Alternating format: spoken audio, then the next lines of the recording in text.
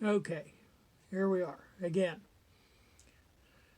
I'm not a technical wizard, that's for sure. So, like I say, I'm a little later than last week, but earlier than last week, but still a little bit late. But here we go.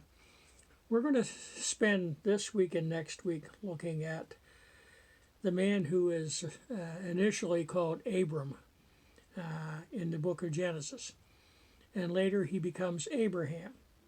So we're going to spend 2 weeks looking at Abraham, if you will. Now, I mentioned last week that our verses for this week are kind of scattered around, and I suggested if you I don't know whether you did or not, but I suggested you look at Genesis chapter 10 and 11, and the first couple of verses of chapter 12. So we kind of jump around a little bit here. For example, in Genesis 1 or Genesis 10, we look at verse 1 as part of the scripture for this week. This is the account of Shem, Ham, and Japheth, Noah's sons, who themselves had sons after the flood. Okay, now then we jump through. We go through. We don't use any of the other verses in chapter 10 until we get down to chapter 11. So what I'd like to do is to give you a bit of a synopsis here. If you read in Genesis 10 after the verse that I just read for you, it talks about the clans of Noah's sons. These would be the descendants. And it says that from these the nations spread out over all the earth after the flood. Okay? So that's what the rest of chapter 10 deals with. The initial forming of nations on the surface of the earth. Then we get to chapter 11, and we jump around with a couple of verses for the scripture in chapter 11. Let me just read the ones that I'm not even going to read them. We'll read them later. Anyway, chapter 11, it talks about the Tower of Babel. The idea that after the flood, everybody spoke the same language. And one of the things that I got from the book of Genesis up to this point, at least, is that when man does things that do not please God, and it gets so bad, and man needs to be thwarted, God will take drastic action.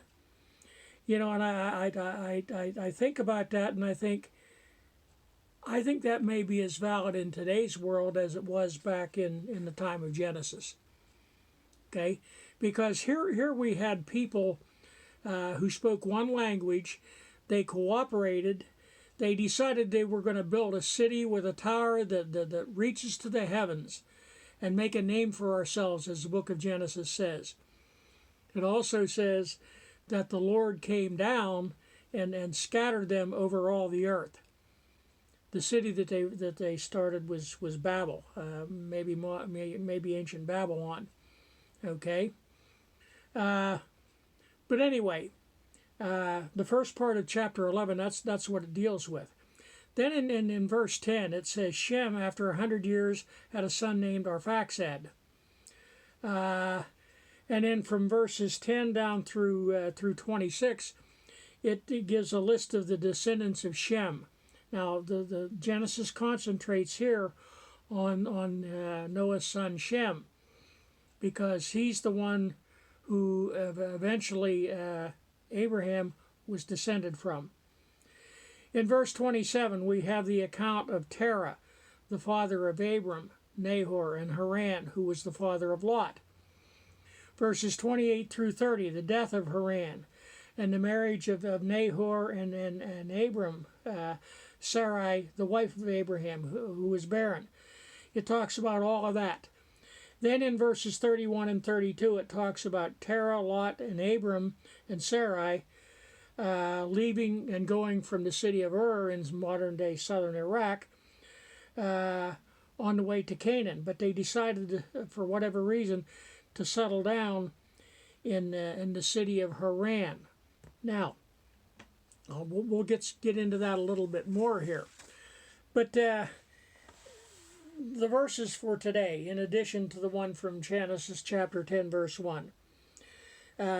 We go to chapter 11 and we look at verse 10. This is the account of Shem's family line. 2 years after the flood, when Shem was 100 years old, he became the father of Arphaxad. We then jump down to verse 27. This is the account of Terah's family line. Terah became the father of Abram, Nahor, and Haran, and Haran became the father of Lot. Then we jump to verse 31. Terah took his son Abram, his grandson Lot, son of Haran, and his daughter-in-law Sarai, the wife of his son Abram, and together they set out from Ur of the Chaldeans to go to Canaan. But when they came to Haran, they settled there. Why? We don't know. Terah lived 205 years and he died in Haran. Then we jump down to Genesis chapter 12, verses 1 through 4. And this is a pretty significant set of scripture verses because this is a promise that was made by God that led directly to Jesus Christ. The Lord said to Abram, "Go from your country, your people, and your father's household to the land I will show you." Now, whether he was in Ur or Haran, we don't know at this point for sure when this happened. But the point is, God spoke to him. And this was the promise that God made to him if he would make that move that God told him to. Verse 2, "I will make you into a great nation, and I will bless you. I will make your name great, and you will be a blessing. I will bless those who bless you, and whoever curses you I will curse, and all the peoples of the earth will be blessed through you." Verse 4, God told him that. He made that promise to him. Abraham's actions. So Abram went as the Lord had told him, and Lot went with him. Abram was 75 years old when he set out from Haran. Okay? Now that's the scripture verses and the intervening verses that we have for today. So, oftentimes when you read in the book of Genesis and also in the book of Matthew, you have a line of descendants, a genealogy, if you will. And the question is, why is that kind of thing important? You know, I've always been curious. I know some of my ancestors. I can go back a couple of generations. But I've always been kind of curious. Not curious enough to pay the money to find out for sure, but because I'm a cheapskate sometimes. But the question is, you know, your ancestry. Where did you come from? Why is that important? And I think a lot of people, when they delve into this, will find that there are some good things and there are some bad things. But here's the thing about ancestry. When you put together a family tree, and I had a cousin who put together a family tree for one side of her family, and it included people on my side also, on my dad's side. But when you put together and learn an ancestry, it gives legitimacy and roots to things. Okay, so when you have these lists of genealogy in Genesis and in Matthew, there's a reason for that. It's important. It might be boring reading, but it's important. Okay. Now, in Genesis chapter 10, a chapter that's often referred to as the Table of Nations, we mentioned that. This provides a lineage of Noah's descendants. It talks about the Tower of Babel, the clans were scattered, social separation, corresponding isolation, and this is nationwide, not individual like we're going through today. As a part of this process, Shem's descendants gradually settled in Mesopotamia, modern-day Iraq and Iran, where Abram was born. Now, one more thing here before we get into the scriptures. While passages like, and I'm going to kind of read this because I think this is important and I don't want to mess it up. I often do that. While passages like Genesis may seem tedious to modern readers, genealogies were extremely significant to ancient people groups. Tribal societies preserved records of ancestors to establish distinct identities for themselves and for the other clans with which they interact. These social identities, in turn, served as the basis for claims to land ownership, political and military alliances, channels of trade, patterns of intermarriage, and common religious observances. So all of that's tied into to the idea of genealogy, knowing where you came from. Okay? So, with all of that in mind, let's take a look at the scripture verses. First, the one from chapter 10, verse 1. This is the account of Shem, Ham, and Japheth, Noah's sons, who themselves had sons after the flood. So, and actually Genesis chapter 10 opens and closes with verses that bracket the genealogies between them. Verses 1 and verses 32, the first and last verses of Genesis 10, both refer to the chapter as a record of Noah's sons after the flood. Verse 32 states these lines of descent and geographical distribution of the respective clans ultimately produced nations, as we know them, at least cultural groups. Now, one other thing here, and again, I think I mentioned this earlier, but the chapter rehearses the genealogies of Noah's three sons, beginning with Japheth, who seems least influential of the three in history. Next comes Ham, and then Shem, the latter being our next focus. And I mentioned earlier that it was from the line of Shem that you get Abraham, and eventually the line of descendants down to Jesus Christ. Let me see. We then go to verse 10. This is the account of Shem's family line. 2 years after the flood, when Shem was 100 years old, he became the father of Arphaxad. Now, this gets a little bit complicated. And I remember when I first read this, whenever it was, I don't remember. But when I first read this, I bracketed it for reading. And at the top of it, I said to myself, try to follow this. As a reminder to the students who are listening to this, try to follow this. So I'm going to warn you ahead of time, it gets a little bit convoluted and complicated, but here we go. The Tower of Babel incident in Genesis 11, 1 through 9 is tied to the genealogical table of chapter 10 by the reference to Nimrod, and you may be familiar with that name. He was a grandson of Noah's son Ham. The Babel narrative serves to explain what has preceded and what will follow by connecting the development of distinct nations and cultures to the corresponding distribution of languages. In other words, as people tended to group together in ancient times by language, because you had a group of people with which you could communicate. So, based on just language alone, cultures started to develop. Following this story, the author resumes the account of the line of Noah's son Shem. Okay? We now jump down to verse 27. This is the account of Terah's family line. Okay? Terah was descended from Shem. Terah became the father of Abram, or Abraham as he eventually became known, Nahor, and Haran. And Haran became the father of Lot. All right? Verse 31, first part. Terah took his son Abram, his grandson Lot of Haran, and his daughter-in-law Sarai, the wife of his son Abram, and together they set out from Ur of the Chaldeans to go to Canaan. Okay? So they're in southern Iraq. They're going to go directly west to the land of Canaan. However, it was not the most direct route to go, and I'll mention that here in a minute. So, Terah's clan was likely located in Ur, southern Mesopotamia, near the mouth of the Euphrates River, right at the northern end of the Persian Gulf, modern-day Persian Gulf. This is modern-day Iraq.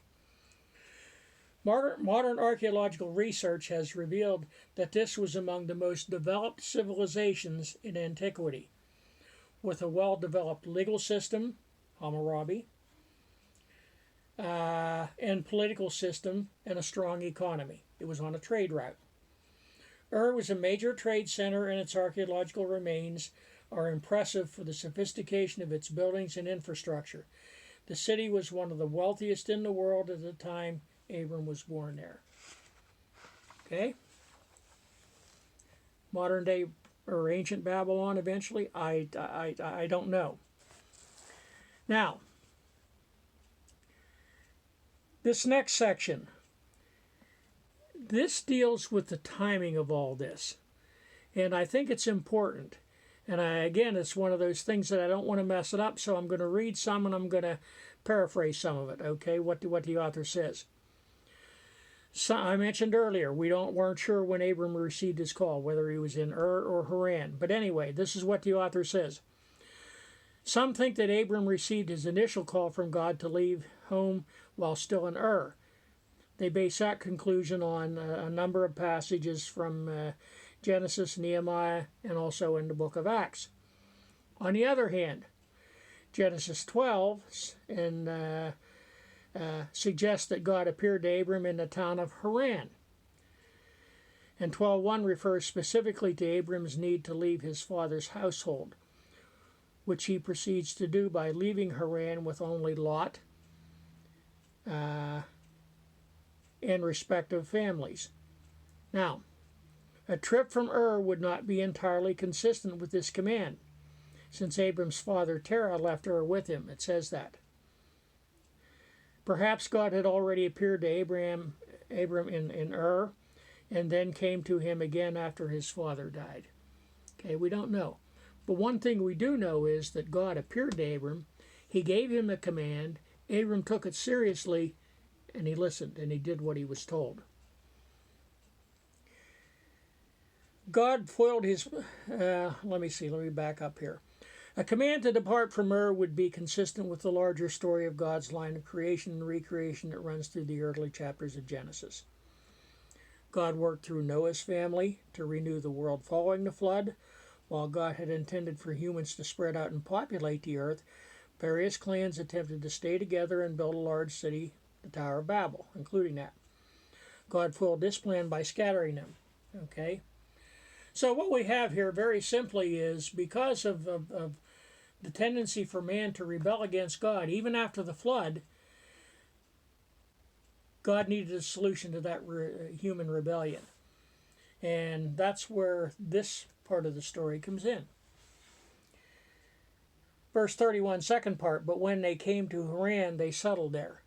Terah decides to stop in Haran, and this became a major stop on a caravan trade network. Now, Haran was located in what is today modern-day southern Turkey, near the border with Syria. And I said, if Abram had left Ur and went directly to Canaan, it would have been a straight shot across the Syrian desert. And when people traveled in ancient times, they generally tried to avoid deserts. So they think what happened here is Abram left southern modern-day Iraq, went northward into modern-day Turkey, and swung around in an arc to come down into Canaan, modern-day Israel. Verse 32, Terah lived 205 years and he died in Haran. So Terah's death leaves Abram, apparently the oldest of the children, as the head of the clan. We then jump down to Genesis chapter 12, and we're going to look at these first couple of verses. And this is where this is the important part of the lesson. Most of this up to this point, other than the obedience of Abraham from the call of God, most of it is history.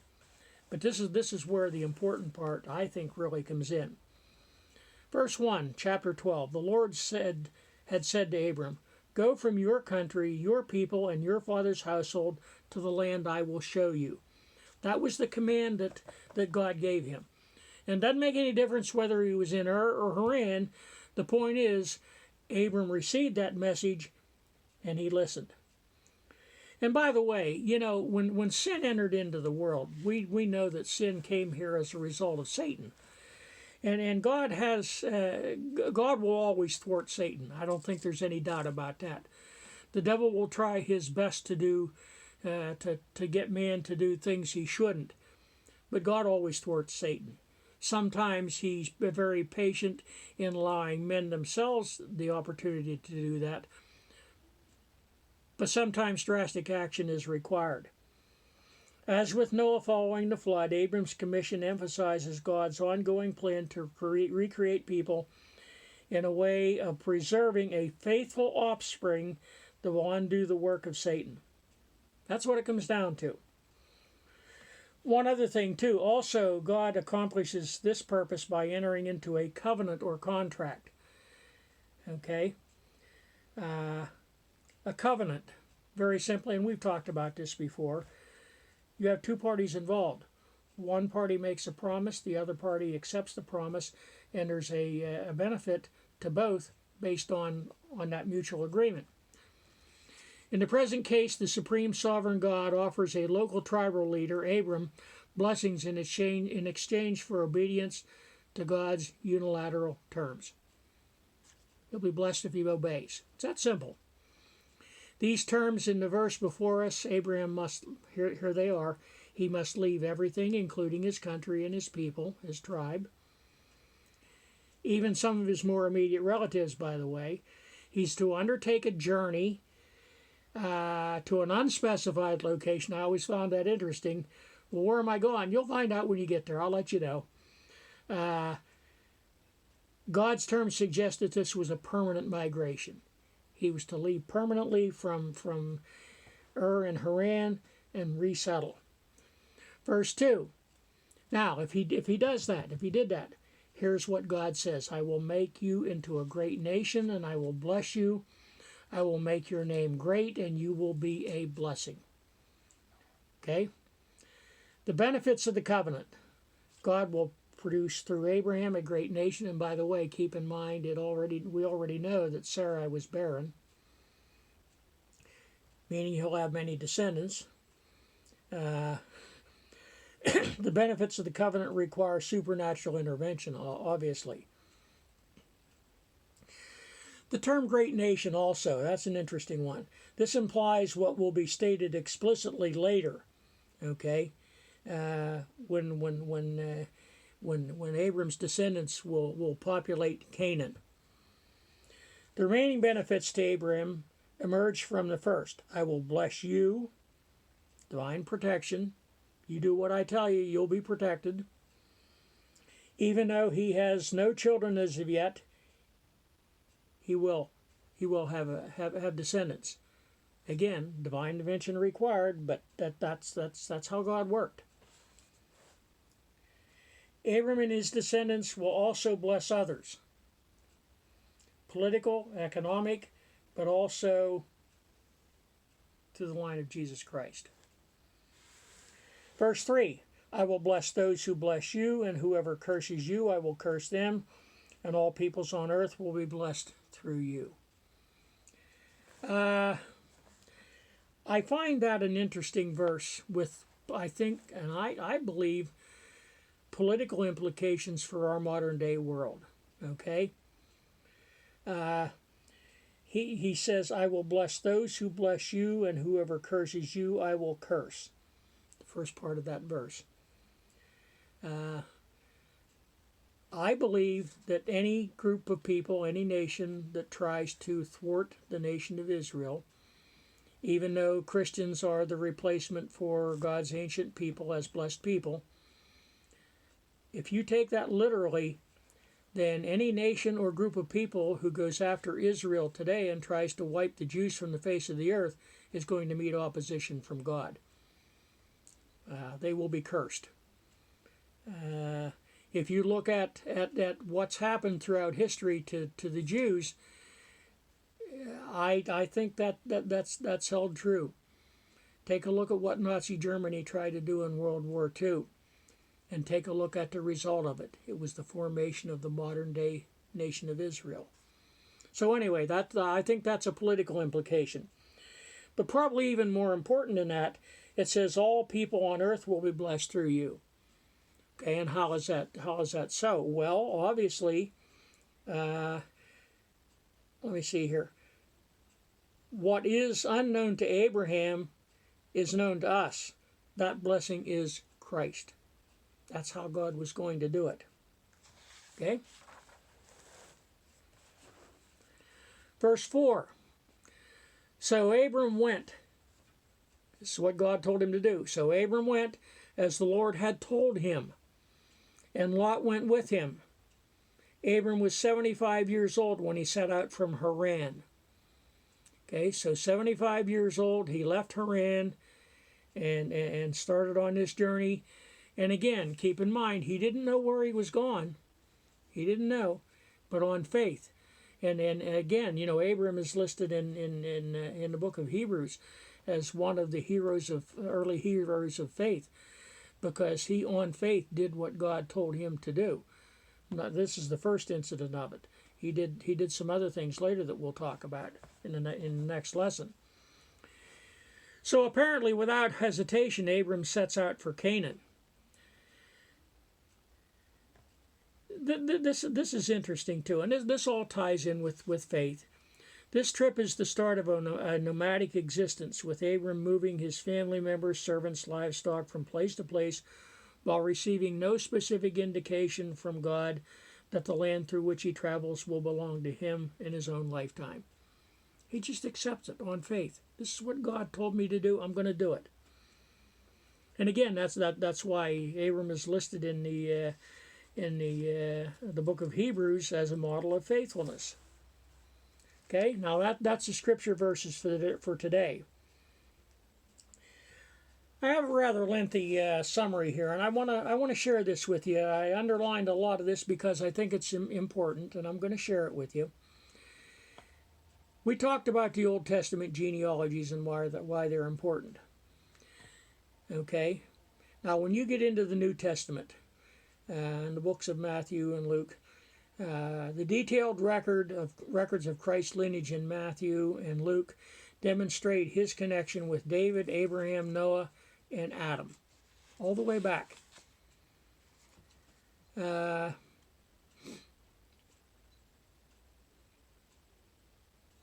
By the way, you also go to the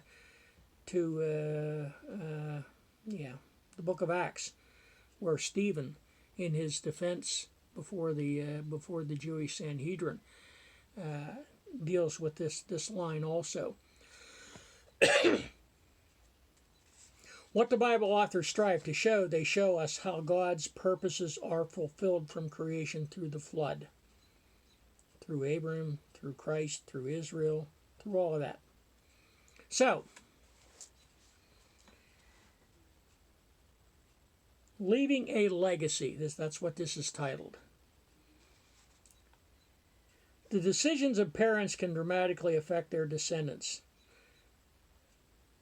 I used to tell my kids in school, you need to be careful what you do, because it has an effect not only on you, but on the people around you, okay?